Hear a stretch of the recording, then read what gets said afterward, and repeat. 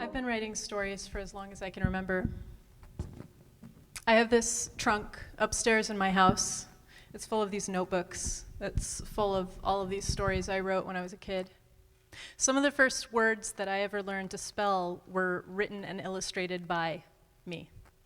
I thought, I'm going to need these. But one day when I was wondering what I was going to be when I grew up, my dad was like, "You're a writer." I was like, "Come on, Dad, not so fast. I might be something else." But by the time I got to college, I had no doubt I wanted to be a writer. I was a writer. I was writing poetry.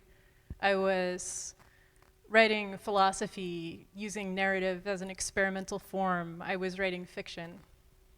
Now, if you want to write good fiction, I was told, you need life experience. So my big plan coming out of college was basically to be a hobo. I wanted to travel around, sleep in doorways, live in a lot of different places, work a lot of different menial jobs, and do this indefinitely for like 40 years so that I could funnel all of that experience into my work. A couple years into that plan, however, it dawned on me that if I wanted to, buy a house someday ever, or retire before I die, I was going to need a salary. That kind of snuck up on me. I didn't study English in college because I had some plan for what to do with that. I studied English because it just so happened that when I was flipping through the course catalog, circling classes that interested me, it just so happened that most of the classes I ended up circling were English classes. So I thought, oh, well, I guess that's my major. Anyway, I had this friend who started a freelance writing business, and it was doing pretty well. And I thought, maybe that's the answer here. Maybe there's a market for this. I'm a writer. Maybe this is a way to kind of get all that different vantage points on the world and have that inform my work. So I got out the big yellow phone book, because that's how long ago this was, and I started making cold calls. I would dial up a business. I would ask them what their writing needs were. I would get turned down, and then I would do that again. I found that I could make 50 calls in 1 hour. And I found I could tolerate doing that for 1 hour a day. It sucked. Cold calling sucks. I wouldn't wish it on anybody. But it did work.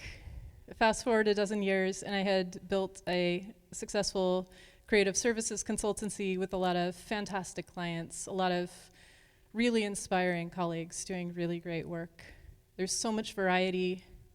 I was proud of myself. I was proud of what I had built, what I was learning, and I was deeply miserable. I was living the wrong story, and I needed to change it. I don't want you to get the wrong impression. I actually really like freelancing. There's a lot to like about it. This photograph is me sitting in the barn loft of my in-laws' place, using a milk crate for a desk, working in front of these big open barn doors in front of this big, beautiful forest. As a consultant, you get to choose when you work, where you work, how you work. You get to choose who you work with and what projects you take on. Not at first. You don't have a lot of choice when you're starting out, but the more you do it, the more choice you have. Another thing that's really nice about freelancing is that it lets you decide how you want to grow professionally. It's not your boss's decision what you get to try next. You get clients coming to you saying, "Hey, can you do this thing?" And you're like, yeah, I can do that thing. And then you go and you figure out how to do that thing, and then the next time it comes around, you do know. So over the course of 15 years, I collected a lot of hats. Copywriter, content manager, project manager, website creator, SEO, UX, brand strategist. Now, normally when you talk about branding in the business world, what people think that you mean is a logo, a color palette, a typeface, a set of illustrations, a voice, a tone, a tagline.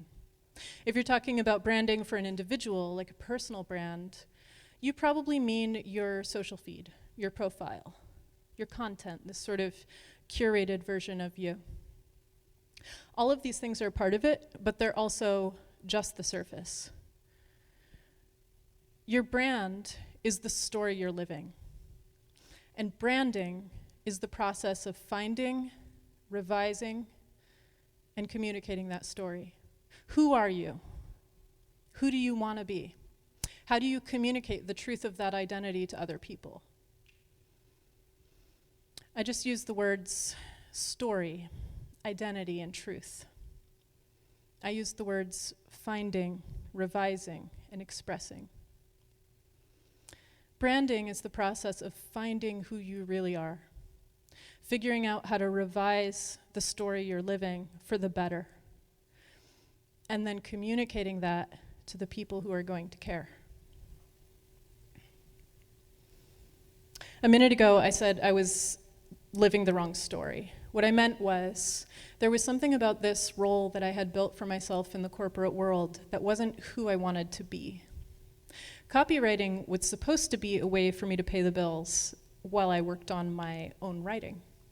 But for as long as I was hustling to make a living doing that, I didn't have time to do the kind of writing I wanted to do.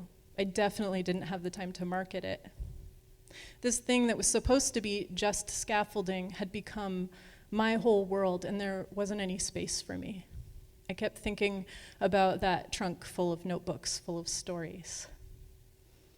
I felt like I was swimming in a river of mud, like I was doing fine. I could keep my head above water, but there was no way out. And the minute I would try to get out of that river, I knew I was going to get sucked back down under. I was very burned out, and I knew it was only a matter of time before I wouldn't be able to fake it anymore. So I took a leap. In the fall of 2020, I went back to school at Oregon State University for a master's in cultural anthropology and a history minor. I wanted to get back to the kind of stories that light me up, the kind I wanted to spend my life working with.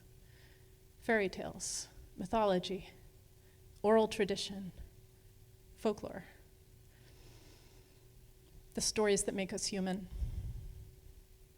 And the funny thing is, a lot of what we ended up talking about in the anthropology classroom was already very familiar to me as a brand strategist. Branding and anthropology have a lot in common. They both involve trying to understand people's stories, doing deep research on group identity and connected communities. They both revolve around meaning and relationships. They both revolve around culture. All right, so what do I mean by that? We humans are social animals. We are immersed in cultural exchanges all of the time. What is culture? Well, like a lot of anthropologists, I have made my own definition of that word. And unlike a lot of anthropologists, I've kept mine pretty short. I like to say that culture is the way we are together. It's the way we talk, the way we eat, the way we dress. It's the things we make and the way we use them. It's the way we tell jokes and follow rules. It's our beliefs and our values. It's the way we do family. Another way to put this is that culture is who we are together.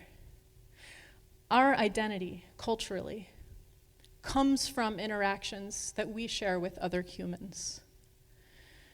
And the interactions that we have with other people are also a big part of brand identity. It's the way your organization treats people. It's the way you pick up the phone. It's the Are we back? Okay. It's the business decisions you make. It's the way you react when things go wrong. All of these things play into it. They shape your reputation. They shape the associations that people make when they see you, this interactive give and take, this back and forth between you and the world around you. And this cannot be overemphasized. As a brand strategist, I end up saying this to all kinds of clients all of the time. Small businesses, international organizations, colleges, universities, nonprofits, you have to know your audience.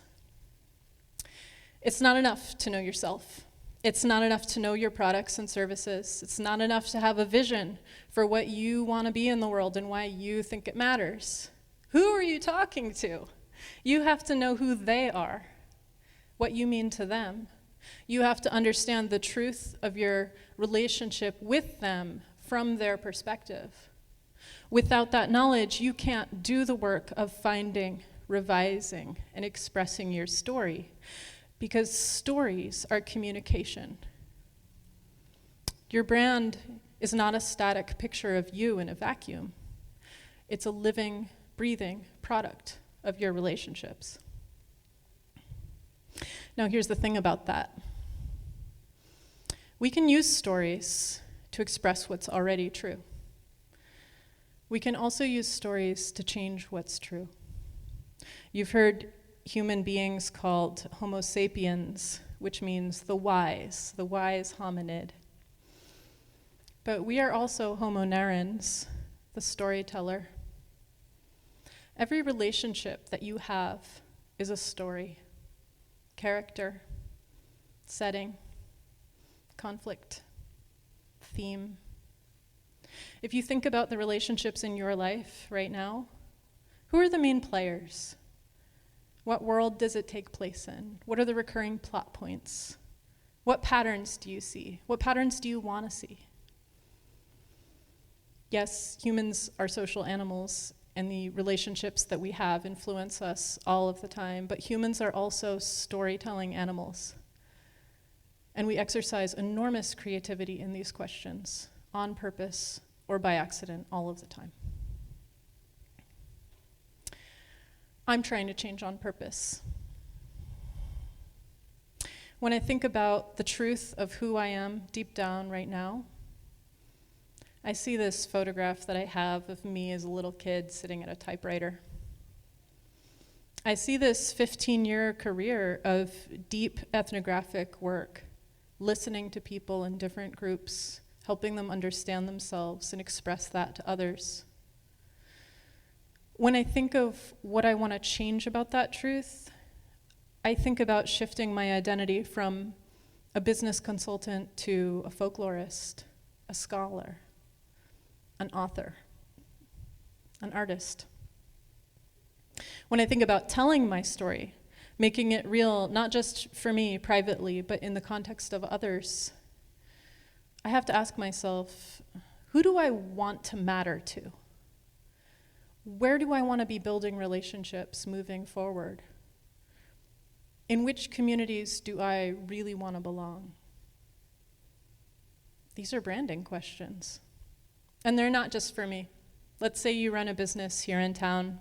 Let's say you've got a hustle generating online content. Let's say you're just a human person who wants to understand yourself and live a more congruent life where people acknowledge you in the way that you want to be acknowledged. In my situation and in yours, there is a story that we are living already. In media res, as the English majors would say, with this whole array of relational cultural exchanges that we are, at this very moment, tangled up in. There are people in our lives who have pre-existing beliefs about us. Some of those beliefs are true. Some of them we want to change. There are other people who haven't even noticed yet. And there is huge creative potential in how we show up to that. Which parts we work on revising and how. The way we express it through the medium of our actions in this world, our life, our presence. So, who are you? Who are the people that matter to you? The groups that you want to matter in? How do you present yourself and your story to those people? And is that presentation true? None of these questions are simple to answer, but they are worth answering. And if there's one thing that I've learned from my work as a brand strategist, it's that they are possible to answer and that they are possible to change. Thank you.